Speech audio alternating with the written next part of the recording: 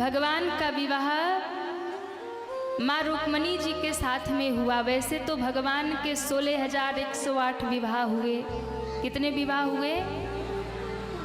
हाँ, लेकिन अभी कल हमने केवल एक विवाह का दर्शन किया। अब एक विवाह करने में एक दिन लग गया। 16,108 अगर एक एक दिन करने लगेंगे तो जीवन पूरा हो जाएगा, विवाह पूरा नहीं होगा। तो आज हम लोगों को ठाकुर जी के कितने विवाह सुनने हैं? 2 नहीं, 16,106 एक हो गया, इतने बाकी हैं अभी। मैया रुक्मणी के साथ में भगवान का विवाह द्वारिका में संपन्न हुआ। और कहते हैं माँ रुक्मणी के यहाँ एक पुत्र का प्रादुर्भाव हुआ, एक पुत्र का जन्म हुआ जिसका नाम था प्रद्युम्न। ये स्वयं कामदेव के अवतार थे। प्रद्युम्न जी जब जन्म लेते हैं, एक राक्षस था जिसका नाम था संबरासुर। क्या नाम था? संबरासुर। एक दिन नारद जी पहुँचे संबरासुर के पास। संबरासुर कहता है, कहो बाबा कैसे आए, ठीक हो? बाबा ने कहा हम तो ठीक हैं पर तुम ठीक नहीं हो। संबरासुर ने कहा क्या मतलब? बोले तुमको मारने वाला तुम्हारा काल धरती पे जन्म ले चुका है। संबरासुर ने कहा मेरा काल कहाँ है? कहा द्वारिका में श्री कृष्ण का जो प्रथम पुत्र अभी जन्म लिया है वही तुम्हारा काल है, उसी के हाथों तुम्हारी मृत्यु लिखी है। संबरासुर ने कहा तो क्या करूं? नारद जी ने कहा करना क्या है, तुम मायावी हो, माया का प्रयोग करो, जाओ बच्चे को चुरा लो, समाप्त कर दो, कहानी खत्म हो जाएगी, तुम अमर हो जाओगे। अब देखो नारद जी जो है ना, ये प्रभु के लीला में बहुत काम करते हैं, लेकिन वही बात है कि राक्षसों को जा करके सलाह दे आते हैं। अब भगवान के ही खिलाफ भड़का करके अच्छे बन जाते हैं। अब संबरासुर ने कहा बाबा आपने बहुत पते की बात कही है। मायावी था, रूप बदल के जाता है और प्रद्युम्न जी को द्वारिका के महलों से चोरी कर लिया, माया से चोरी करके लेके समुद्र के ऊपर से जा रहा था। उसको लगा छोटा सा बच्चा ही तो है, नवजात शिशु है, अभी अभी जन्म हुआ है, औकात ही कितनी है, समुद्र में फेंक दूं तो समाप्त हो जाएगा। और उसने उस बालक को समुद्र में फेंक दिया। अब देखिए प्रभु की लीला। अरे जब भगवान जिसके रक्षक हो उसको कौन मार सकता है? राम राखे तो मारे कौन? राम राखे तो मारे कौन? और कहे जब राम मारे तो फिर राखे कौन? जब राम ही मारने पर आ जाए तो दुनिया में कोई बचा सकता नहीं है, और जब राम रखवाली करने पे आ जाए तो कोई दुनिया में कुछ बिगाड़ भी नहीं सकता। आप कितना भी उपाय कर लो, मौत से कोई बच सकता नहीं है। मौत से किसकी यारी है, आज मेरी तो कल तेरी, जो नहीं बोल रहे बारी तो उनकी भी आएगी। हाँ, सबकी बारी आएगी, इसलिए मौत से बचा नहीं जा सकता है। लेकिन यदि जीवन में सुरक्षित रहना है तो भैया प्रभु के बन करके रहो, और प्रभु के बन करके रहोगे तो कोई कुछ बिगाड़ सकता। दुनिया में कुछ भी हो जाए, प्रलय हो जाए, पर यदि प्रभु आपके रक्षक हैं तो आपका कुछ नहीं हो सकता। अब देखिए इस समय पूरी दुनिया में बड़ा कठिन समय चल रहा है, और ये जो कठिन समय चल रहा है इसमें संत महात्मा लोग ऐसा कह रहे हैं कि महाविनाश भी हो सकता है। आज पूरा विश्व, आज पूरी दुनिया महायुद्ध के कगार पे खड़ी है। ऐसा लग रहा कि कब महायुद्ध शुरू हो जाए, कब विश्व युद्ध शुरू हो जाए, विश्व युद्ध हो जाए। मैं आपको बताऊं कि ये जो समय चल रहा है 2025 तो बीत गया। आप सबने देखा कि 2025 में कितनी बड़ी बड़ी घटनाएं, दुर्घटनाएं हुई। 2025 से लेकर के 2032 तक, अभी 26 चल रहा है, 2032 तक बहुत कठिन समय रहने वाला है। हो सकता है इसमें महाविनाश भी देखना पड़े। बहुत खतरनाक, बहुत कठिन समय है, बड़ी तबाही का समय है 2025 से लेकर के 2032 तक। अब आप कहेंगे कि आप कोई ज्योतिषी हैं, हम कोई भविष्यवक्ता नहीं है, लेकिन जो संत महात्मा कह रहे हैं, और एक पुस्तक है भविष्य मालिका, जगन्नाथ जी महाराज के, जगन्नाथ भगवान के एक सेवक थे, एक पुजारी थे, बड़ी सेवा करते थे जगन्नाथ भगवान की। उन्होंने 500 वर्ष पूर्व, आज नहीं 500 वर्ष पूर्व उन्होंने एक ग्रंथ लिखा जिसका नाम है भविष्य मालिका। और भविष्य मालिका में उन्होंने सारा वर्णन किया है कि कब कब क्या क्या होगा। और उस पुस्तक में उन्होंने लिखा है कि 2025 से लेकर के 2032 तक बहुत खतरनाक समय रहने वाला है। और उन्होंने ये भी लिखा है कि तृतीय विश्व युद्ध भी होकर के रहेगा। अब आप देखिए इस समय जितने भी देश है, अमेरिका, इजराइल, ईरान, सब आपस में लड़ रहे हैं, एक दूसरे के ऊपर बमबारी कर रहे हैं, मिसाइलें फेंक रहे हैं। कितनी त्रासदी हो रही है, जन धन की कितनी हानि हो रही है।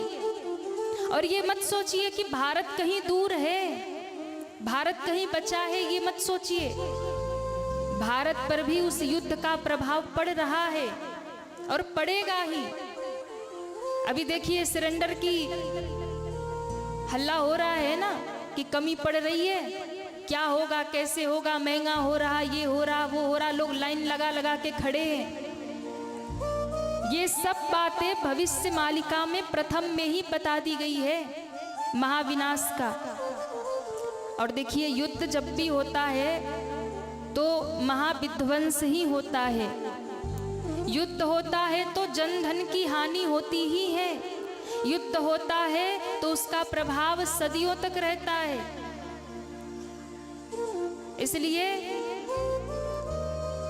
युद्ध से तो बचना चाहिए, लेकिन ग्रह, नक्षत्र, मंगल सब खराब हो रहे हैं और ये गणना बता रही है कि कुछ न कुछ घटित होगा ही होगा। बहुत कठिन समय। अभी भारत पे तो इतना ही असर हुआ है कि सब आपस में लड़ रहे हैं, तो भारत में सिलेंडर के लिए त्राहिमाम हो रहा है,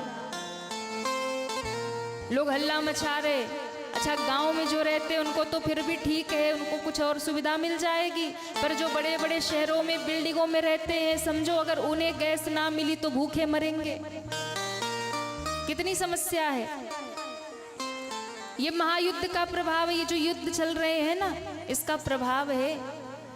और भविष्य मालिका में ये लिखा हुआ है 2025 में जितनी भी घटनाएं हुई, चाहे वो विमान दुर्घटना हुई, बड़े बड़े हस्तियों के ऊपर भी आफतें आई, भविष्य मालिका में स्पष्ट बताया है 2032 तक ऐसी बहुत सारी घटनाएं होंगी, विमान दुर्घटनाएं होंगी, युद्ध जैसी स्थिति बनी रहेगी, अनेकानेक देशों में आपस में तनाव बना रहेगा, युद्ध की स्थिति बनती रहेगी। कहीं अग्निकांड होगा तो कहीं कुछ होगा, कहीं विमान दुर्घटनाएं होंगी और उसमें क्षति सबको पहुंचेगी। बड़े बड़े लोगों का भी नाम उसमें है। और अभी सामने दिख रहा है प्लेन क्रैश हो रहा। पहले आपने कभी सुना था कि प्लेन क्रैश हो रहा है?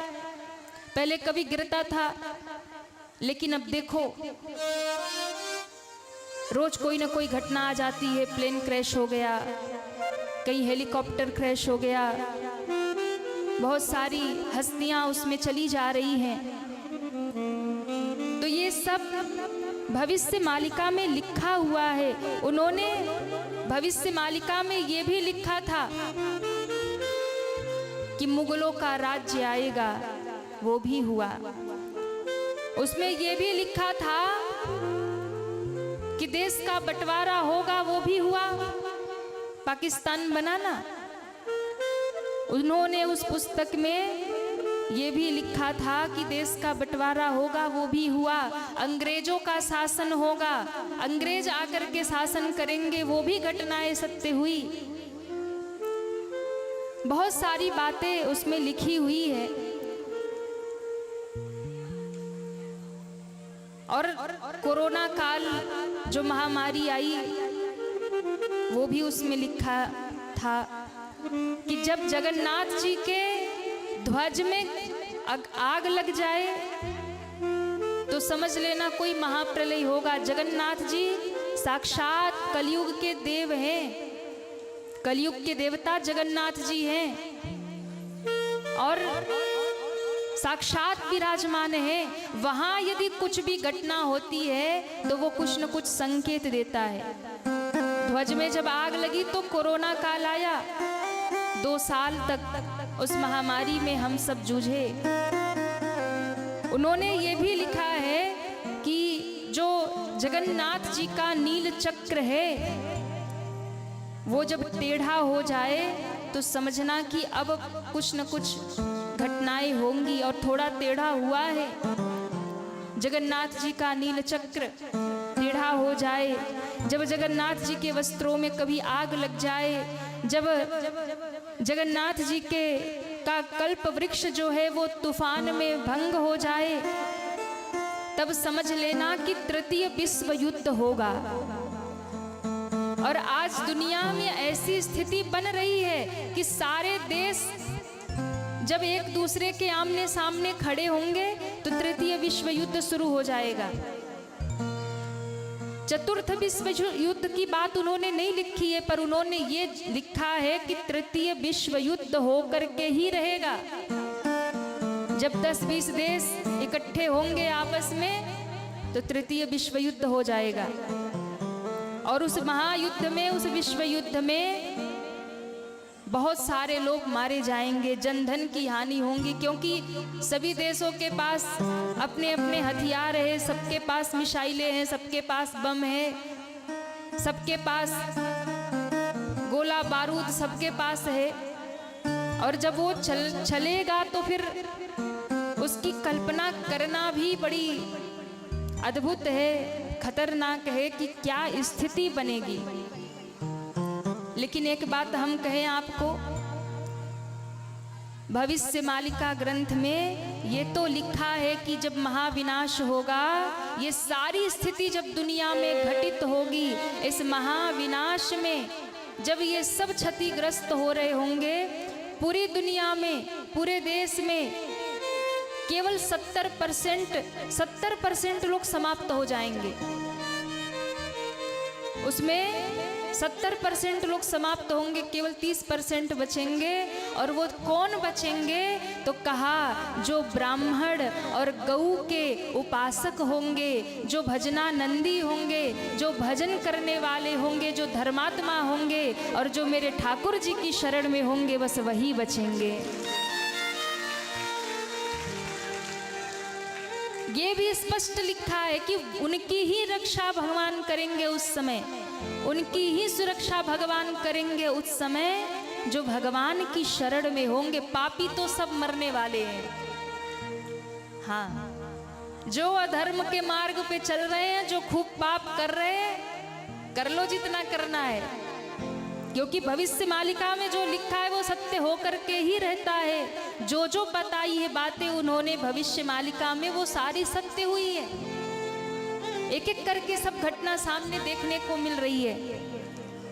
तो महाविनाश जब होगा, जब दुनिया समाप्ति की ओर होगी, तब उसमें केवल वही बचेगा जो मेरे प्रभु पर भरोसा करके, जो प्रभु की शरण में आ जाएगा, ठाकुर जी उसकी ही रक्षा करेंगे। जो धर्म के मार्ग पर चलेगा, जो भगवान के लिए जिएगा, जो धर्म के लिए जिएगा, जो भक्त होंगे वही बचेंगे। इसलिए आप लोग खूब भक्ति करिए, खूब भजन करिए, भगवान की शरण ग्रहण करिए, भगवान की शरण में रहिए, ताकि जब कभी ऐसी संकट की स्थिति आवे तो हमारे और हमारे परिवार की रक्षा श्री भगवान करे। एक एक करके चीज़ें सामने आ रही है, कभी घटनाएं, दुर्घटनाएं, कभी कोई ऐसी महामारी, कोई ऐसी बीमारी आएगी जिसका इलाज ही नहीं मिलेगा। कोरोना काल में यही हुआ, कितने परिवार बिछड़ गए, कितने परिवारों के घर कितने उजड़ गए उस कोरोना काल में। तो इसलिए भैया, यदि चाहते हो कि इस महाविनाश में हम सुरक्षित रहें और हमारा परिवार सुरक्षित रहे, तो खुद भी भगवत भक्त बनिए और अपने बच्चों को भी भगवत भक्त बनाइए, तभी आपकी रक्षा होगी। जो गौ और ब्राह्मण का सम्मान करेंगे, उनकी उपासना करेंगे, भगवत भक्ति करेंगे, भगवान की शरण में रहेंगे, केवल वही बचेंगे। इस महाविनाश में, इस महाप्रलय में केवल उन पर ही ठाकुर जी कृपा करेंगे। तो कौन कौन चाहता है कि भगवान हमारी रक्षा करें? जो हाथ नहीं उठा रहे वो नहीं चाहते? अच्छा, सब चाहते हैं।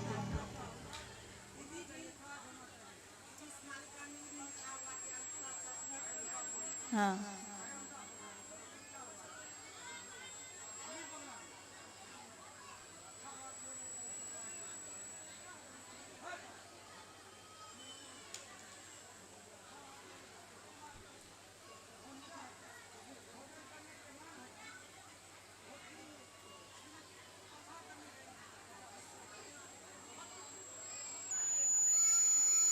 इनको कहीं दूर ले जाओ, शांत कराओ।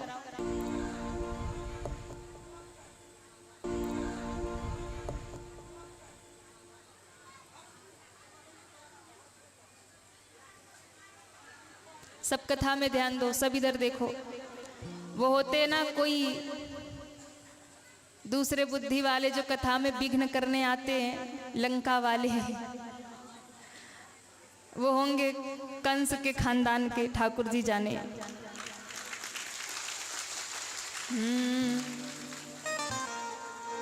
मेरे कष्ट तू मिटा दे,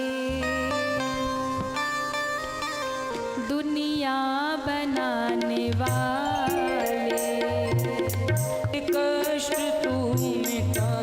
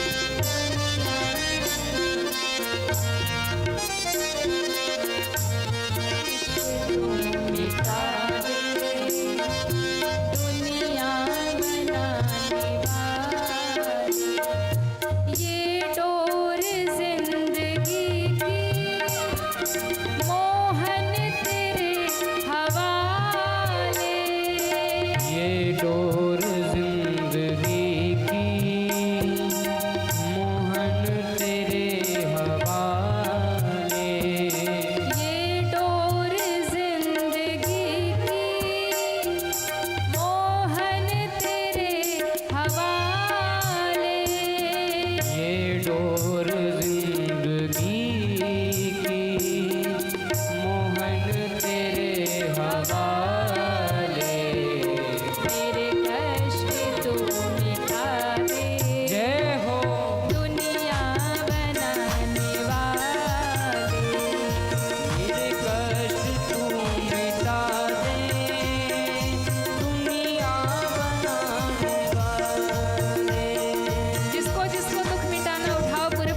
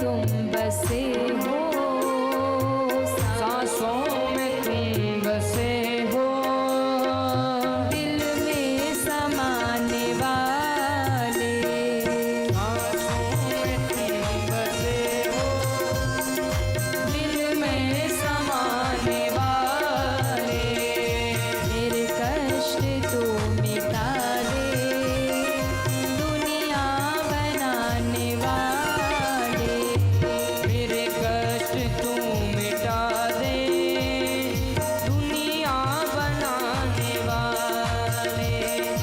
ये डोर जिंदगी की मोहन तेरे हवाले, ये डोर जिंदगी की मोहन तेरे ऐसे नहीं, हवाले। सभी दोनों हाथ ऊपर करिए पीछे तक पूरे पूरे, और एक साथ तालियां बजाते हुए सब कहिए, ये डोर जिंदगी की मोहन तेरे हवाले, ये डोर जिंदगी की मोहन तेरे हवाले।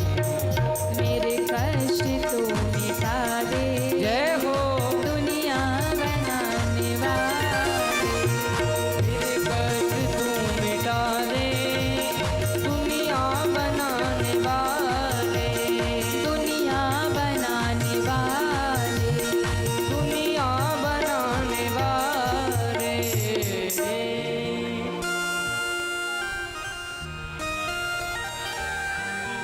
जोर से बोल लीजिए। वाह, ये डोर जिंदगी की मोहन तेरे, कौन कौन आज भागवत का विश्राम दिवस है, अपने जीवन की डोर ठाकुर जी की सौंप रहा है, दोनों हाथ उठाइए। वाह, दोनों हाथ उठा के कहिए प्रभु से, ये डोर जिंदगी की मोहन, पूरे पूरे हाथ उठाइए दोनों। देखो भगवान के सामने जब जाना तो दोनों हाथ उठाना चाहिए, ताली नहीं बजाना है, दोनों हाथ ऊपर करिए और भाव से, ये डोर जिंदगी की मोहन तेरे हवाले, ये डोर जिंदगी,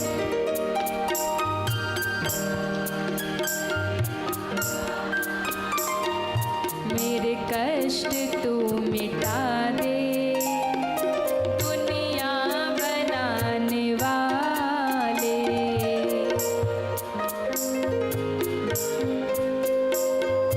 दुनिया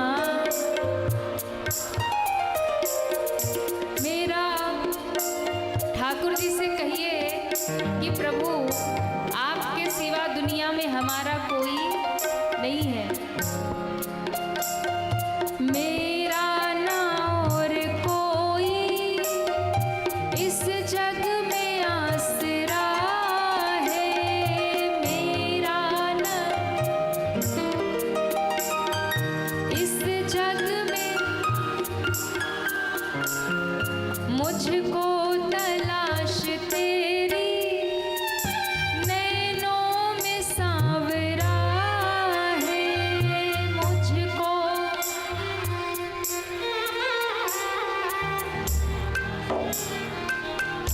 दोनों हाथ ऊपर करिए पूरे पूरे, और एक साथ एक स्वर में ताली बजा के गाइए, मुझको तलाश तेरी नैनों में सांवरा है, मुझको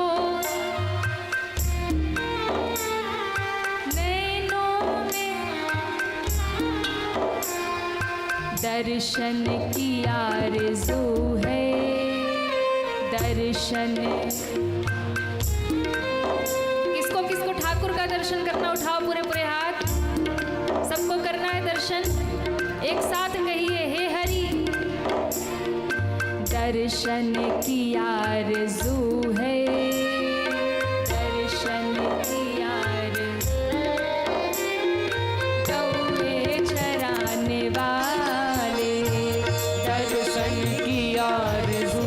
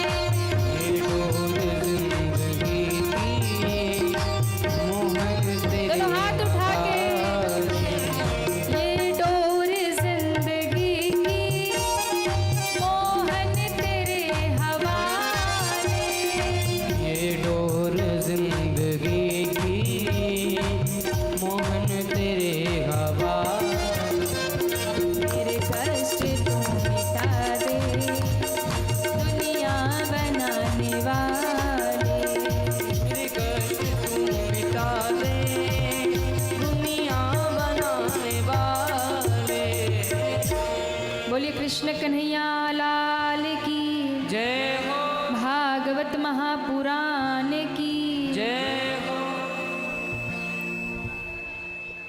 तो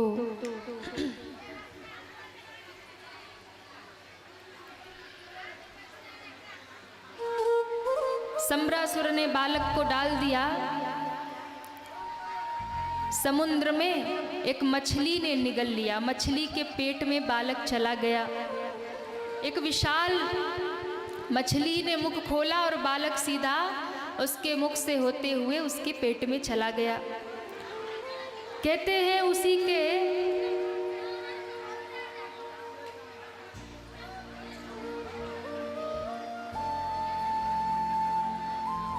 अच्छा, सबको यहीं पे बैठना है क्या? नहीं तो क्यों हल्ला हो रहा है? थोड़ा सा स्थान छोड़ के बैठो आप सब। सहरसा की माताएं बड़ी दबंग हैं, बताओ। पूरे यजमान परिवार से झगड़ा कर ले रही है, हमें मंच पे जाना है तो हमें यहाँ ये करना है, तो हमें वहाँ वो करना है। इनको अपनी चलानी है बस। अब वो कह रहे हैं कि माता जी व्यवस्था है, ऐसे करो, यहाँ रहो, पर नहीं, सुननी ही नहीं है, उनको अपनी ही करनी है।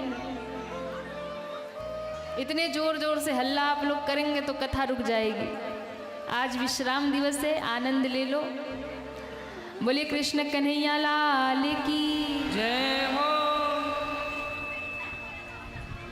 अरे मैया बस करो। अरे बड़ी झगड़ा कर रही मैया। काहे झगड़ा करे छे मैया?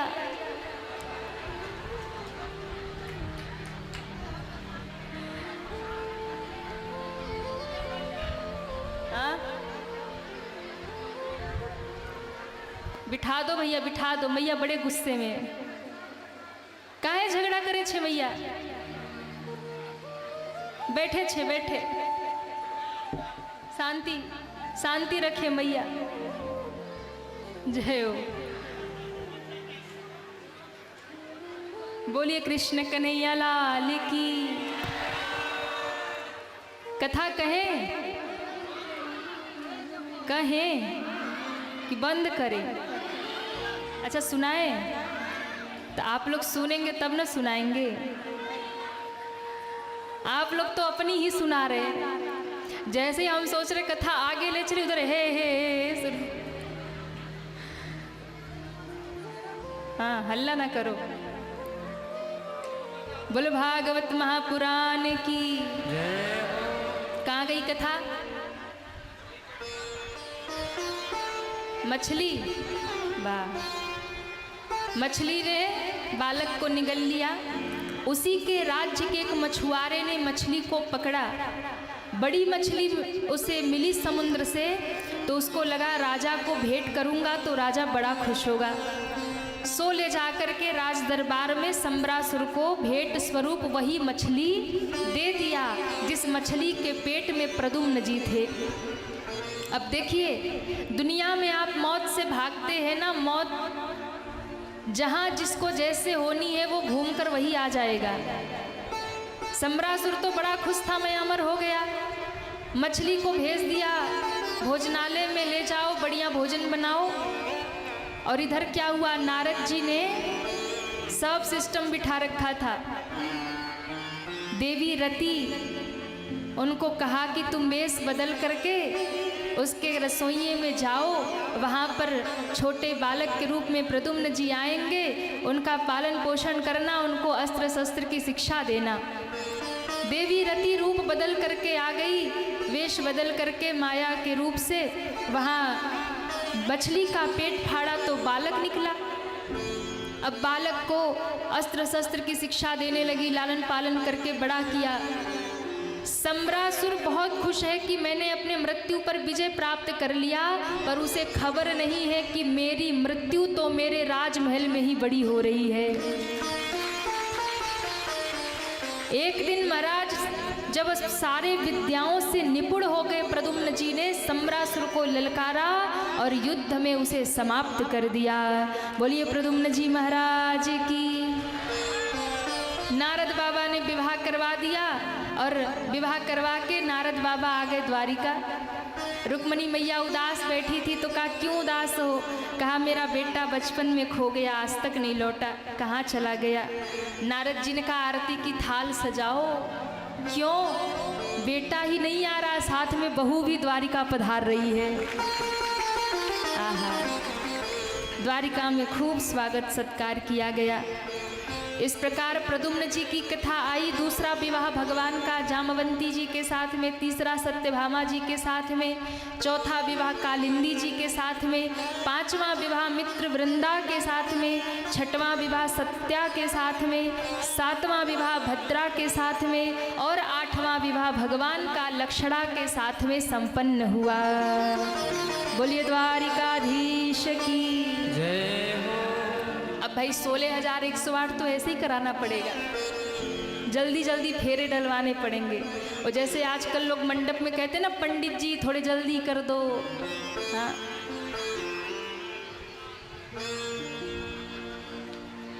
शांति बनाइए थोड़ा, क्या चर्चा कर रहे हैं। आजकल क्या होता है ना कि शादी विवाह में हर काम एकदम आराम से करेंगे, लेकिन जब जो मुख्य विवाह होना है ना, वो मुख्य पद्धति विवाह की, जिसमें दो जीव एक बंधन में बंधने वाले हैं, दो परिवारों का मिलन होने वाला है, जहाँ दो वैदिक पति और पत्नी बनने वाले हैं, वहाँ पे क्या कहते, पंडित जी थोड़े जल्दी सल्टा दो। हाँ, थोड़े जल्दी सल्टा दो।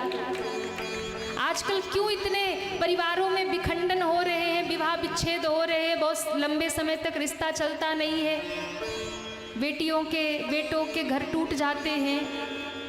क्यों हो रहा है? क्योंकि हमने वैदिक परंपरा का अपमान करना शुरू कर दिया है। हाँ, 4 घंटा डीजे पे नाच लेंगे, 4 घंटा जयमाला करवा लेंगे, 4 घंटा इधर उधर कर लेंगे, और जहाँ मेन मुख्य जो विवाह पद्धति, जहाँ पर वेद मंत्र बोले जाने हैं, जहाँ पर वैदिक रीति रिवाज से, वैदिक मंत्रों के द्वारा, ये तो शरीर का मिलन नहीं तो आत्माओं का मिलन होता है विवाह। और जहाँ विवाह की बात आएगी, पंडित जी जल्दी जल्दी फेरे डलवा दो, जल्दी से सिंदूरदान करवाओ, मामला खत्म करो। अब पंडित जी भी क्या करें? पंडित जी कहते चलो हमें क्या करना, पंडित जी करा देते फटाफट। तो जैसे शादी हो गई फटाफट, वैसे झगड़े भी शुरू हो जाते झटाझट। हाँ, पता चलता 1 साल के अंदर ही बंटवारा हो गया, 1 साल के अंदर ही विवाह विच्छेद हो गया। वो कहती है मैं अलग रहूंगी, वो कहता मैं इसे छोड़ दूंगा, वहाँ रहूंगा। ये सब जो भी समाज में हो रहा है, उसे समझने का प्रयास करिए। पहले विवाह हो जाते थे एक बार, तो चाहे कैसा भी घर हो, कैसे भी परिवार वाले हो, कैसी पत्नी हो, कैसा भी पति हो, लोग निर्वाह करते थे, लोग रिश्ता चलाते थे, पूरे जीवन उस संबंध को निभाते थे। आज थोड़ी थोड़ी बात में लोग घर तोड़ देते हैं, थोड़ी थोड़ी बात में लोग रिश्ता समाप्त कर लेते हैं। ये क्या है? क्योंकि आज हम वैदिक परंपरा का सम्मान नहीं कर रहे हैं। सबसे अधिक समय तो मंडप में लगना चाहिए, विधि विधान से, जहाँ सारे जितने भी नियम हैं, जितने भी उसके नियम बताए गए हैं, विधि विधान बताए गए हैं, उसको पूर्ण करना चाहिए। लेकिन नहीं, हमें तो और सब कुछ कर लेंगे, पर विवाह का समय जल्दी जल्दी करो। नहीं, वो एकदम समय से होना चाहिए। पहले तो समय से विवाह ही नहीं होते, आजकल मुहूर्त टल जाता है। इसलिए विवाह में सबसे मुख्य बात यह है कि विवाह का जो मुहूर्त है, समय है, और सबसे बड़ी बात कि उस विवाह में जो नियम है, जो वैदिक परंपरा है, उसको निभाइए। अभी तो खरमास प्रारंभ होने वाला है। आप लोग जानते हैं खरमास के विषय में कि नहीं जानते? हाँ, हम बता दें? अच्छा, अभी तो खरमास प्रारंभ हो रहा, वैसे तो वर्ष में 2 बार खरमास आते हैं, पर हम आपको बता दे रहे हैं अभी एक खरमास तो बीत चुका है, दूसरा अभी प्रारंभ हो रहा है। आज 15 मार्च है ना, आज से ही शुरू हो रहा है। 15 मार्च से लेकर के 14 अप्रैल तक ये पूरे 30 दिन का जो समय है, 1 महीना, ये पूरा ये खरमास का समय है। इस खरमास के समय में कुछ चीज़ें नहीं करनी चाहिए, उसका विशेष ध्यान रखना चाहिए। खरमास जब प्रारंभ हो तो कोई भी मंगल काम न करें। खरमास जब प्रारंभ हो तो शादी विवाह सगाई गृह प्रवेश इत्यादि ये सब नहीं करना चाहिए। बच्चों के मुंडन नामकरण जनेऊ ये सब संस्कार भी खरमास में नहीं करना चाहिए। खरमास जब लगता है तो उस समय कोई भी नया प्रोजेक्ट, घर गाड़ी प्रॉपर्टी कुछ भी नया शुरू नहीं करना चाहिए। नई गाड़ी मत खरीदो, नया घर मत बनवाओ, गृह प्रवेश मत करो, शादी विवाह के संबंध नए बन रहे हो तो वो भी पक्के मत करो। खरमास में ये सब कार्य नहीं करना चाहिए, नहीं तो कार्य में सफलता नहीं मिलती है, कार्य असफल होता है। कोई भी नया बिजनेस शुरू मत करो, कोई भी नया व्यापार शुरू मत करो। खरमास में ये सब कार्य वर्जित माना जाता है। तो खरमास में करे क्या? खरमास में मंगल कार्य शुभ कार्य नहीं करना चाहिए, पर खरमास में दान, भगवत नाम का जाप, पूजा पाठ, धार्मिक अनुष्ठान, धार्मिक कार्य, दान ये सब आप कर सकते हैं। पुण्य करे, दान करे, ये सबको आप यदि करते हैं तो इन सब का आपको बड़ा ही लाभ मिलता है। मंगल कार्य शुभ कार्य नहीं करे, पर पूजा पाठ, दान और भगवत नाम का स्मरण अनुष्ठान, किसी ग्रंथ का पाठ करिए। इस समय कोई न कोई ग्रंथ पढ़िए, उसका भी बड़ा लाभ है। धार्मिक कार्य करिए, शुभ कार्य नहीं कर सकते पर धार्मिक कार्य कर सकते हैं। भजन जितना हो सके करिए।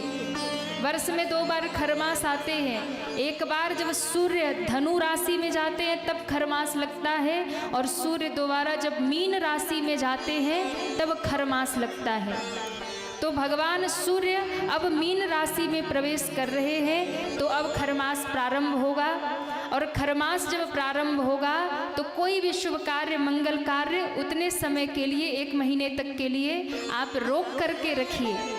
इस बीच में भगवान सूर्य की पूजा और भगवान नारायण की पूजा यदि आप करते हैं तो आप पर विशेष कृपा सूर्य भगवान की और नारायण भगवान की होती है।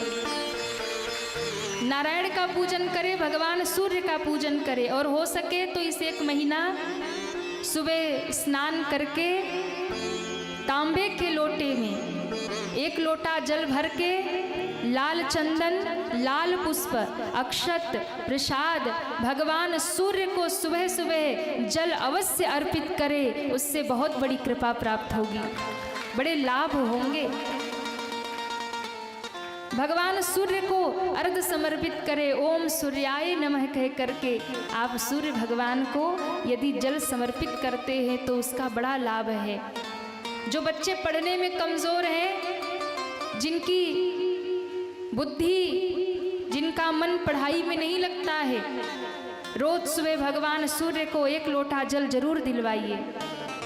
भगवान सूर्य को यदि आपका बच्चा जल समर्पित करेगा तो भगवान सूर्य को जल देने से उसके ऊपर कोई रोग का भी प्रभाव नहीं होगा और उसकी बुद्धि भी तेज हो जाएगी।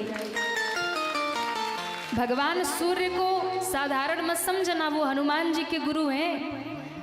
अब सोचिए कि हनुमान जी जिनके चेला हैं वो है सूर्य भगवान, और जब हनुमान जी इतने प्रतापी हैं तो जब आपका बच्चा सूर्य भगवान की उपासना करेगा तो हनुमान जी जैसा वो भी प्रतापी बनेगा। भगवान नारायण का पूजा, और इस समय तुलसी का पूजा आप अवश्य करें, तुलसी का पूजन करें। ये खरमास का जो समय है इसमें सूर्य की गति धीमी हो जाती है। क्यों? इसके पीछे एक कथा है।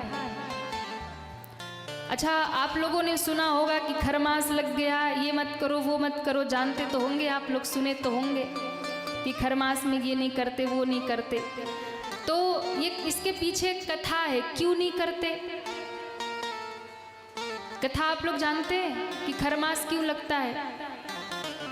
देखिए, भगवान सूर्य के रथ में 7 घोड़े हैं। कितने घोड़े? 7 घोड़े। और भगवान सूर्य एक ऐसे देवता हैं जो कभी आराम नहीं करते, कभी विश्राम नहीं करते। दिन हो रात हो वो दौड़ते ही रहते हैं, चलते ही रहते हैं, घूमते ही रहते हैं। क्यों? अगर सूर्य भगवान रुक जाए ना, सूर्य भगवान यदि ठहर जाए तो पूरी सृष्टि में प्रलय हो जाएगा, सृष्टि ठहर जाएगी। इसलिए कभी सूर्य भगवान रुकते नहीं हैं, वो विचरण करते रहते हैं, घूमते रहते हैं। तभी दिन और रात होता है। सूर्य भगवान रुक जाए तो दिन रात होना बंद हो जाएगा, और दिन रात होना यदि बंद हो गया तो सब सृष्टि का क्रम बिगड़ जाएगा। तो सूर्य नारायण एक ऐसे देवता हैं जो हमें प्रकाश देते हैं, जो हमें उजाला देते हैं। हाँ, सरकार तो फिर भी बिजली आपको देती है तो बिल लगाती है ना, हर महीने बिल भरना पड़ता है। पर कितने दयालु हैं मेरे प्रभु सूर्य भगवान, युगों से प्रकाश देते आ रहे पर किसी को आज तक बिल नहीं भेजा। हाँ? यही हमारा सनातन है। तो सूर्य भगवान के 7 घोड़े जब चलते चलते चलते चलते थक जाते हैं तो सूर्य भगवान को लगता है इन्हें जल की और दाना पानी की आवश्यकता है। तो सूर्य भगवान ने सोचा कि अब इन्हें थोड़े आराम मिलना चाहिए, विश्राम मिलना चाहिए। तो खर का अर्थ होता है, खरमास क्यों कहा जाता है? खर का अर्थ होता है गधा। तो सूर्य भगवान जब जा रहे थे उन्होंने देखा कुछ गधे घूम रहे थे।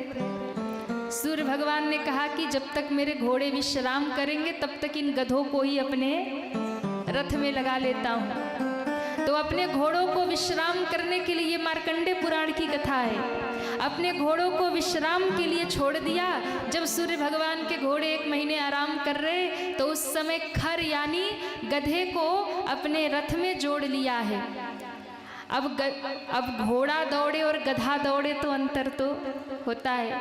तो सूर्य भगवान की चाल धीमी हो गई, मध्य हो गई, और सूर्य भगवान अब खर यानी गधों पे चल रहे हैं, उनका रथ लेके चल रहा है तो उनका तेज भी कम हो गया। तो इसलिए खर मास में कोई भी शुभ कार्य नहीं करना चाहिए, क्योंकि भगवान सूर्य की कृपा से ही जीवन में मंगल होता है। तो अगर इस समय सूर्य भगवान की गति धीमी है, उनका तेज धीमा है, उनका प्रभाव धीमे हो गया है, तो इस समय अगर मंगल काम करेंगे तो उसका उतना फल नहीं मिलेगा। इसलिए 1 महीने का समय लगता है। ये गधे धीरे धीरे अपना समय पूरा करेंगे, और जब भगवान सूर्य के रथ में घोड़े लग जाएंगे और उनका रथ फिर से तेजी से चलेगा तो सूर्य भगवान अपने पूर्ण तेज में आ जाएंगे। उस समय मंगल कार्य प्रारंभ हो जाएंगे। इसलिए खरमास लगता है, और जब खरमास लगता है तो मंगल काम नहीं करना चाहिए, क्योंकि उसका अधिक फल नहीं मिलता है। इस बात का आप सब विशेष ध्यान रखें। तो भगवान कृष्ण के विवाह 16,100 एक साथ हुआ। 8 विवाह तो अलग अलग हुआ, पर 16,100 एक साथ हुआ। क्यों? भौमासुर नाम का असुर था, उसने 16,100 राजकुमारियों को लाकर जेल में बंद कर दिया। 16,100 राजकुमारियां रो रही थी। नारद जी उधर से निकल रहे थे, नारद जी के कानों में ध्वनि आ गई। नारद जी ने पूछा क्यों रो रही हो?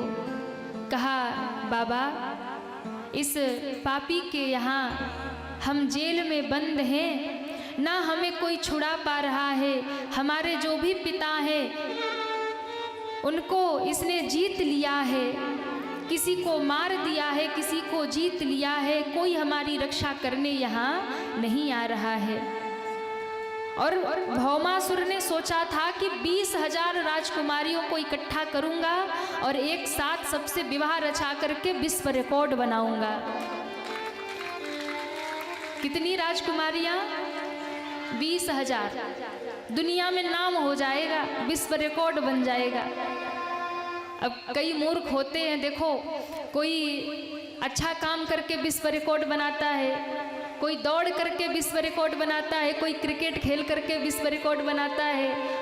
अच्छे अच्छे काम करके लोग विश्व रिकॉर्ड बनाते हैं, पर जो राक्षस बुद्धि के होते हैं ना, वो उल्टे कर्म करके ही विश्व रिकॉर्ड बनाना चाहते हैं।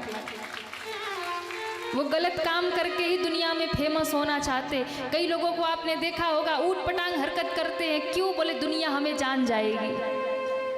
हाँ, उल्टी सीधी बातें करेंगे, उल्टी सीधी हरकतें करेंगे, उल्टे सीधे कर्म करेंगे ताकि हम दुनिया में फेमस हो जाएं। और गलत लोग ज़्यादा ही आज दुनिया में फेमस हो रहे हैं, गलत चीज़ें फैलाने वाले ज़्यादा आगे हैं, अच्छी बातों को लेने वाले कम हैं, पर गलत चीज़ों का सपोर्ट करने वाले अधिक हैं। तो 20,000 इकट्ठा करना था। कितनी इकट्ठा हो गई? तो कहा 16,100। तब भगवान को नारद जी ने जब गुरु मंत्र दिया, दीक्षा लेना क्यों जरूरी है, मंत्र लेना क्यों जरूरी है, आप ऐसे पुकारते रहोगे भगवान नहीं सुनेंगे। अगर आप डीएम ऑफिस में जाएंगे ना तो डायरेक्ट वो नहीं सुनेंगे, लेकिन अगर किसी नीचे वाले से आपका संपर्क हो गया तो आपकी फाइल सीधे डीएम तक पहुंच जाएगी। तो संत महात्मा क्या हैं? ये ठाकुर जी के ही तो अनुचर हैं, सेवक हैं, दिन रात उनको जपते, उनके नज़दीक रहते हैं। तो जब आप ऐसे भगवान को पुकारेंगे तो नहीं सुनेंगे, लेकिन जब गुरु के चरण पकड़ करके आप भगवान को पुकारेंगे, तब भगवान, गुरु की जब अर्जी लगेगी तब भगवान भी दौड़ कर आएंगे और आपकी सुन लेंगे। नारद जैसे गुरु ने जब मंत्र दिया, उन 16,100 कन्याओं ने भगवान को पुकारा। भगवान गरुड़ पर विराजमान होकर आते हैं, सुदर्शन चक्र धारण करके आते हैं और भौमासुर का वध कर देते हैं। बोले द्वारिकाधीश की जय हो। कन्याओं को जेल से छुड़ाया, सब रोने लगी, प्रभु आपके सिवा हमारा इस दुनिया में कौन है, हमें स्वीकार करो। भगवान ने उसी समय 16,100 रूप बनाया। कई बार जो नास्तिक हैं या जो सनातन धर्म से वैर रखते हैं ना, वो सनातनियों को कई बार भड़काते हैं, अरे तुम्हारे भगवान कैसे इतने विवाह किए, तुम्हारे भगवान ऐसे। ध्यान रखना, भगवान ने विवाह क्यों किया? धर्म की रक्षा के लिए। भगवान ने 16,100 रूप बनाया और 16,100 कन्याओं को विवाह करके उन्हें ससम्मान द्वारिका ला करके स्वीकार कर लिया, क्योंकि मेरे भगवान धर्म की स्थापना करने आए हैं। और धर्म की स्थापना के लिए कन्हैया ने सब कुछ किया, छल भी किया, झूठ भी बोला, और कहीं कहीं अगर अधर्म से ही अधर्मी को मारना पड़ा तो अधर्म से ही अधर्मी को मारा। कन्हैया ने सब प्रकार से लीला की। राम जी तो केवल धर्मात्मा बन के रहे, पर कन्हैया ने हर प्रकार से दुष्टों का नाश किया, कभी झूठ बोल करके, कभी छल करके, कभी बल से, हर प्रकार से धर्म को स्थापित किया। इसके बाद में पौंड्रिक नामक राजा का वध होता है। इसके बाद में अश्वमेघ यज्ञ पांडव करते हैं, जहाँ शिशुपाल का वध हुआ। द्रौपदी जी की लाज भगवान ने बचाई, महाभारत का युद्ध करवाया, और उसके बाद पांडवों को उनका राज्य भगवान ने दिया। माँ देवकी के 6 पुत्रों को वापस किया, और अब भगवान अपनी लीला समेट रहे हैं। बड़ी सुंदर कथा आती है कि भगवान के एक बचपन के सखा हैं और भगवान के परम भक्त हैं। यहाँ से कथा शुरू होती है श्री सुदामा जी की कथा। सुदामा जी कौन है? भागवत जी में कहा, कृष्णस्यासीत सखा कश्चिद ब्राह्मणो ब्रह्मवित्तमः विरक्त्र इंद्रियार्थेषु प्रशांतात्मा जितेंद्रियः। कौन है सुदामा जी? तो कहा भगवान कृष्ण के सखा हैं। कृष्णस्य सीत सखा कश्चिद, कृष्ण के सखा हैं। बचपन में गुरुकुल में साथ पढ़ते थे। ब्रह्म को जानने वाले ब्राह्मण हैं। गृहस्थ रहते हुए भी विरक्त हैं। संसार में कोई मोह नहीं है, कोई लोभ नहीं है। प्रशांतात्मा जितेंद्रियः, इंद्रियों को जीतने वाले ब्राह्मण, इंद्रियों को वश में करके रखा है। ऐसे महान भगवान के परम भक्त हैं श्री सुदामा जी महाराज। कई बार लोग कहते सुदामा दरिद्र थे। ध्यान रखना, भगवान का भक्त गरीब हो सकता है, पर भगवान का भक्त कभी दरिद्र नहीं हो सकता। सुदामा गरीब जरूर थे, दरिद्र नहीं थे। गरीब उसे कहते हैं जिसके घर में भौतिक सुख सुविधाओं का अभाव हो, उसे गरीब कहते हैं। पर दरिद्र कौन है? कहा जिसके पास धन हो फिर भी उस धन का उपयोग धर्म में न लगा करके करे, उस धन का उपयोग न करे, दान न करे, उस धन से अच्छे काम न करे, वही सबसे बड़ा दरिद्र है। और एक बात, दुनिया का धन अगर कम है तो कोई बड़ी बात नहीं है। यदि आपके पास राम नाम का धन है, कृष्ण नाम का धन है, तो आप दुनिया के सबसे अमीर व्यक्ति हैं। दुनिया का धन रहे ना रहे, कृष्ण नाम का धन इकट्ठा करो, राम नाम का धन इकट्ठा करो। हाँ, भगवान के नाम का धन जिसके पास हो वो दरिद्र नहीं हो सकता।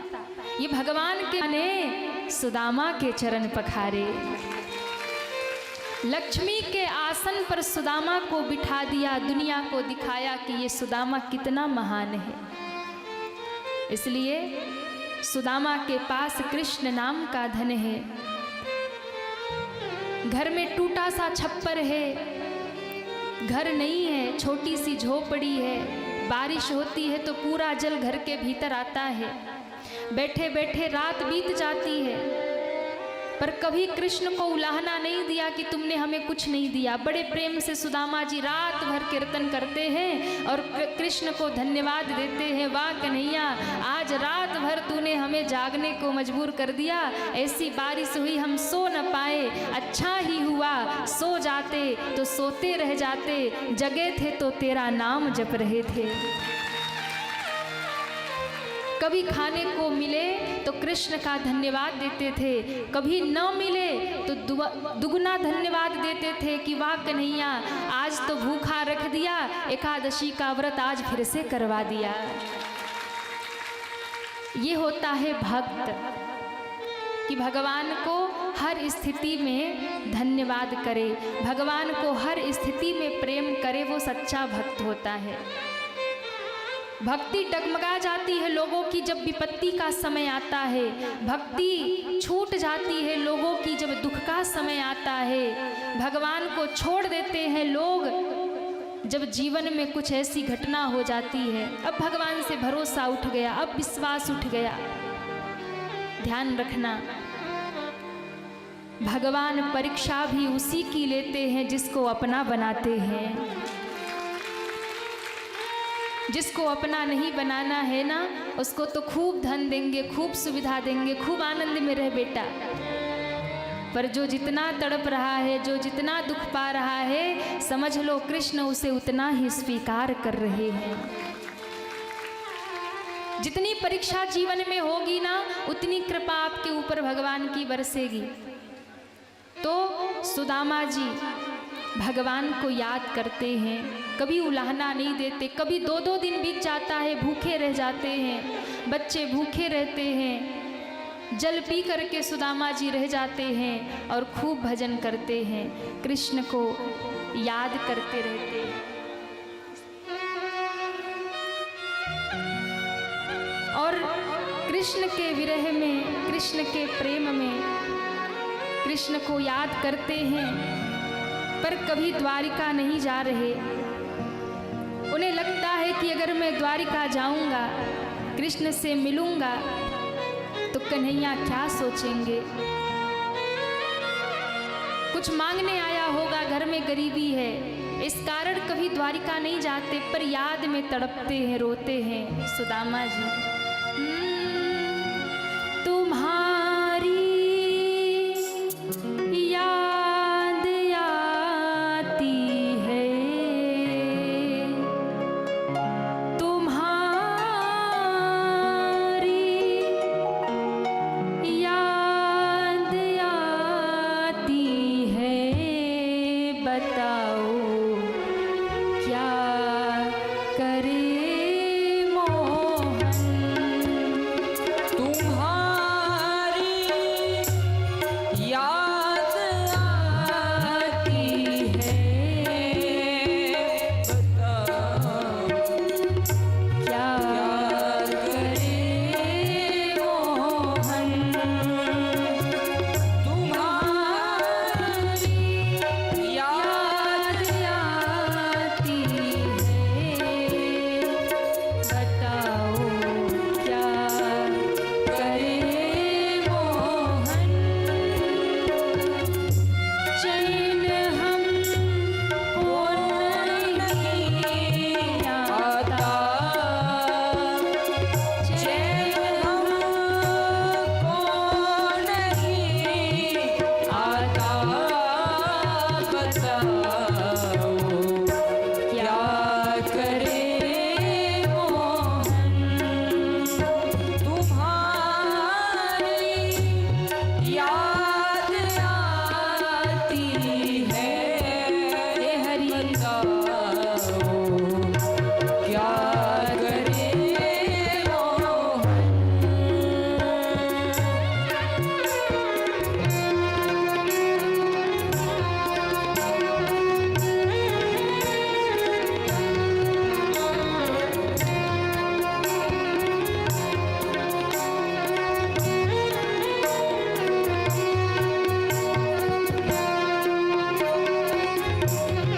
श्री राधे।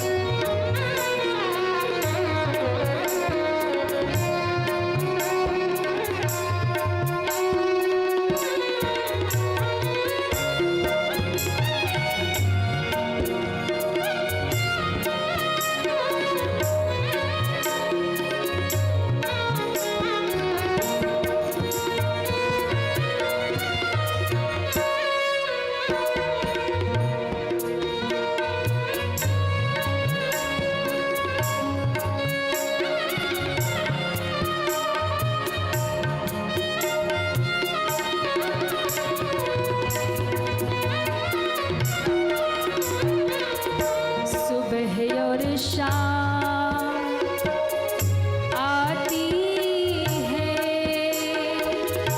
रात भर वो रुलाती है। सुबह और शाम आती है, रात भर वो रुलाती है। चैन हमको नहीं आता, चैन हमको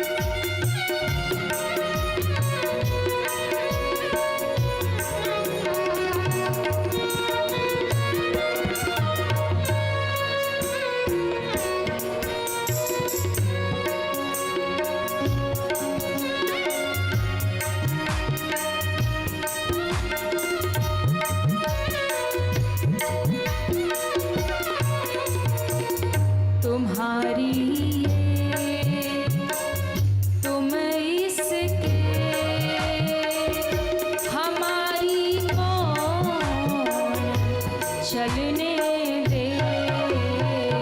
तुम्हारी ये और तुम इसके, हमारी कौन चलने दे। ये जब जाएगी तुम आओ, ये जब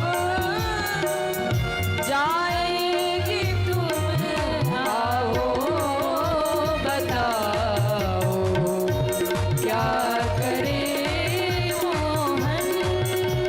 तुम्हारी याद आती है, तुम्हारी याद आती है, बताओ क्या करे मोहन, बताओ क्या करे मोहन। चैन हमको नहीं आता, चैन हमको नहीं आता, बताओ क्या करे मोहन। तुम्हारी याद आती है, तुम्हारी याद आती है, बताओ क्या करे मोहन, बताओ क्या करे मोहन, बताओ क्या करे मोहन।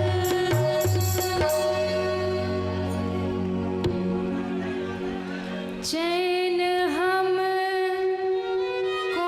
नहीं आता, चैन